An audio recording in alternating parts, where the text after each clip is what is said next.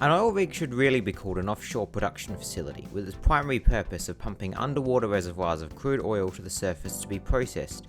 However, even this term is a bit nebulous, as through years of design, many different styles of oil rig have been constructed for various purposes. If you're like me and have nothing better to do than know what these are, then sit tight, because assuming you clicked on this video thinking that is what you were going to learn, then damn it, that is what we're going to learn. A fixed platform consists of a steel jacket or concrete structure permanently attached to the seabed, supporting a large, wide and flat deck that can house one or more drilling rigs, indicated by a derrick, sometimes machines for light processing, crew accommodation and monitoring or electrical control stations. Wells are drilled directly from the platform with hydrocarbons flowing upward through rigid risers, which is the fancy word engineers use for high pressure vertical pipes, which feed into these processing systems before being exported via subsea pipelines. There's little to no actual storage of the pumped oil because it would not be cost effective. There's almost always a barge or tanker which actually collects the oil pumped and transports it to a land-based processing facility. These platforms are used in shallow to moderate water depths where seabed conditions allow piling, so essentially if you've seen one of those big boats shoving a big iron stick into the sea floor, that's probably what is happening. Structural stability is achieved through this rigid anchoring and heavy construction, which is designed to withstand long-term wave, wind and fatigue for the life of the platform. Fixed platforms require large permanent crews and have high upfront construction costs but relatively low operating costs over their long service life, often exceeding several decades. However, it is quite difficult and often impractical to move once the reservoir of oil has been exhausted. A compliant tower is a tall, slender structure fixed to the seabed but engineered to flex back and forth in response to wave and wind forces. It supports a deck similar to that of a fixed platform, from which the wells are drilled and pumped once again, with hydrocarbons transported through and exported via pipelines.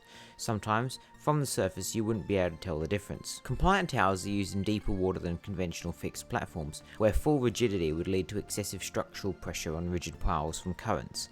Their ability to sway reduces fatigue on the supports and improves survivability in stormy or poor weather. While still expensive to construct and operate, compliant towers are cost effective for their use case in deeper water, as they have the same advantages of a fixed platform stability while enabling accessibility for far deeper oil reserves. The Petronius Tower is actually the deepest oil rig that is physically connected to the bottom. Any deeper than this and they're always floating and anchored to the sea floor instead, rather than directly attached to it. A gravity-based structure is the third type of fixed ground platform and a platform with most of its structure under the water, and it can be massive. It is constructed primarily from reinforced concrete and placed directly on the seabed, relying on its own weight for stability. It's not dug into the ground at all, and is a bit like the Hoover Dam. It's just so heavy that nothing would ever be able to tip it over anyway. Like a human standing in knee-deep water. But if you were just like a pair of legs. The top side supports drilling, processing and living facilities, while the base is underwater and sitting on the seafloor containing oil storage cells. These platforms can store what they pump so they don't have to be visited as much, and can operate independently in difficult to reach areas for sailors. Wells are drilled from the platform and produced hydrocarbons are once again processed topside and then either stored for later or pumped over to some tanker. GBS platforms are typically deployed in shallow to moderate water depths, particularly in harsh environments like the North Sea. Their thick concrete walls provide additional resistance to extreme weather, ice and impacts. These structures involve very high construction and installation costs but offer high durability and a long-term service life, with low operational movement once installed, though these are pretty much set and forget in a place. A jack-up rig is a mobile offshore drilling unit that is the first of the floating rigs. However, it is a hybrid in a sense that it uses long lattice trusses that can be lowered to the seabed and raised again in order to anchor itself once positioned. The rig can then drill wells through open spaces built into the hull using onboard drilling equipment. Jack-up rigs are pretty much used exclusively for drilling and don't really remain on location for the production or pumping. They operate in shallow water environments where the seabed can support the legs and where sea conditions are relatively calm. Elevating the hull above the waves provides stability and protection from wave action. Jack-up rigs are relatively inexpensive, highly mobile, and operate with smaller crews on short-term contracts. A barge rig is a flat-bottomed rectangular floating drilling unit designed for operation in shallow, sheltered waters such as rivers, lakes, or swamps. It drills wells directly beneath the hull and is used only for drilling activities once again, not production. Barge rigs rely on calm conditions and minimal waves or impact, as they lack significant motion control or survivability features. Their simple construction and limited equipment make them the least expensive option for offshore drilling units, and they operate with small crews, however are restricted to very specific geographic environments. This is what people probably think of when they think of oil rig. A semi-submersible platform is a floating structure supported by submerged pontoons, connected to vertical columns, with a deck above the waterline housing the processing facilities and accommodations. When pontoons act as counterweights under the water, which hold the rig upright, while simultaneously helping maintain buoyancy. Oil and gas are produced either from wells drilled directly beneath the platform or from subsea wells on the seafloor where the riser pipe actually enters the ground. A flexible riser then attaches to the underneath of the structure, and the oil can be processed or exported to tankers that operate on a shuttle basis. Semi-submersibles are designed for deep and ultra-deep water, performing well in rough sea conditions due to their balance from the pontoons.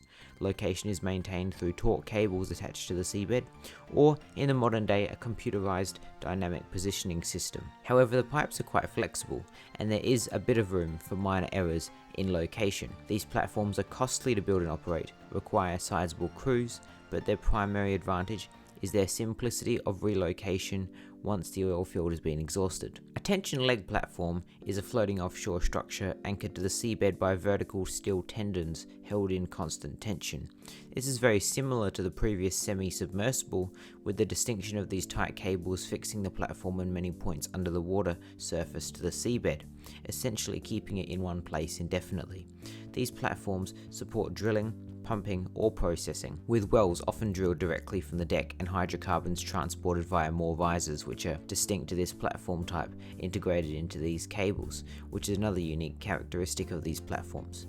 TLPs are used in deep water, where there's little variation in the sea height, which is a problem once again due to a thing called the moon. This is because the tension cables can restrict heave, pitch and roll, providing excellent stability, though essentially useless if slack. These platforms involve more complex engineering and might have high installation costs.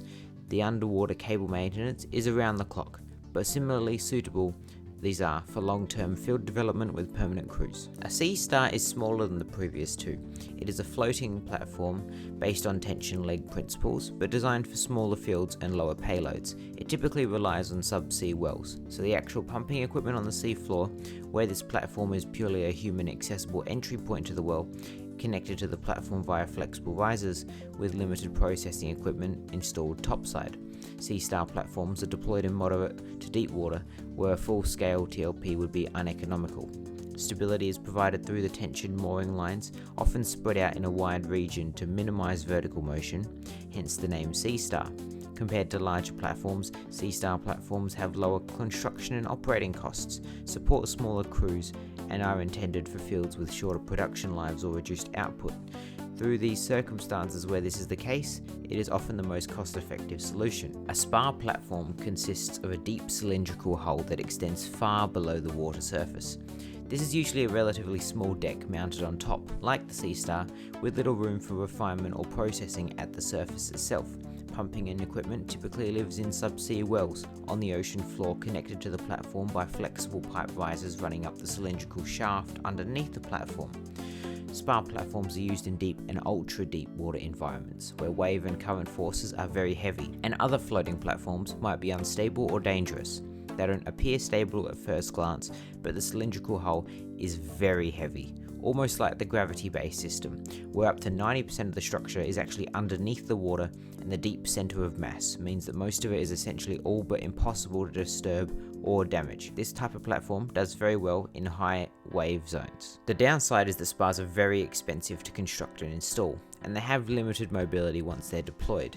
They are only really used in the most extreme conditions, and are probably the current extent and frontier of our technological innovation for offshore oil pumping. In a few of these I mentioned the actual production occurring at the sea floor, better known as a subsea production system. This consists of wells, valves, manifolds, and whatever other pumping and control equipment installed directly to the seabed. Standalone subsea systems do exist, but with no permanent surface structure above. Oil and gas are produced at the seabed like an underwater rig and transported via pipelines to a moored ship or other temporary vessel on the surface, such as an FSO or a nearby fixed platform that can oversee many local subsea systems. These systems are used in deep and ultra-deep water, particularly in areas with severe surface conditions where minimizing surface infrastructure is desirable. Humans do not work here. It is very stable, given a majority of the wind-based disruption or currents are not a factor, along with the robust materials and remote operation. Subsea systems involve high installation costs and intervention if needed, but do require minimal offshore crew presence and offer long-term production viability. An FSO is a floating storage and offloading vessel. It is a ship-shaped floating facility to store oil pumped from nearby platforms or subsea systems on board before transferring it to a shuttle tanker. This is not an oil tanker. It is not designed to take the oil, ship it to the shore, and go back and forth. This is essentially a large mobile storage tank for many of the platforms I mentioned that don't have reliable storage of their own. Because these are essentially just big oil tankers that aren't necessarily going anywhere for a while, they're fairly easy to build and are more economical than attempting to attach an independent storage to the platform themselves. FSOs are used on wide oil fields where production and processing are handled onshore or on the platform. It's just a ship, dude. There isn't much more to say. What about the thousands of years of innovation in seacraft that made the ideal vessel something shaped like this? I don't need to explain why it's cheaper to build and a lot safer than a floating cube at sea. FSOs have lower capital and operating costs than FPSOs, which we'll go over in a second, require smaller crews and serve this dedicated logistical role rather than pumping or processing within these offshore production networks. An FPSO is like an FSO but with additional processing equipment on deck and large storage tanks within the hull. Oil and gas are produced from almost always numerous subsea wells in a wide oil field and then transported directly to the vessel via flexible risers, where hydrocarbons are processed and stored on board. This is distinct from an FSO that it also has the capacity to process the oil, to stabilize it or cut out the need to take it to an offshore processing facility before being used to produce sweet plastic or fuel. The oil is periodically offloaded to shuttle tankers for transport to land. These are commonly used in deep water where remote locations and underwater pipelines or numerous surface platforms would be impractical otherwise. They are designed to anchor in place and rotate around a single mooring to move with the waves, improving their survivability. FPSOs require far larger crews than FSOs and have higher capital costs, but those crews would have otherwise been operating a land-based production facility, and those vessels would offer significant operational flexibility and can be redeployed between fields on demand. That's really the extent of all the infrastructure used to extract oil. However, there are two variants purely for drilling I want to specify. A semi-submersible drilling rig is almost identical to the semi-submersible production platform, but configured specifically for drilling operations only. Wells are drilled through the platform using onboard equipment, after which the rig departs the site. These rigs operate in deep water and are well suited to harsh environmental conditions due to their stable floating characteristics, because drilling a straight hole into the ground takes quite a bit of time. They have high operating costs and moderate crew sizes, but they do offer a balance between the stability and mobility for offshore drilling programs. A drill ship is an expensive ship-shaped mobile drilling unit like the previous one. It's equipped with a centrally located drilling derrick. It drills wells through a moon pool using computerized dynamic positioning system to maintain its precise location, often without anchors or any attachment to the seafloor.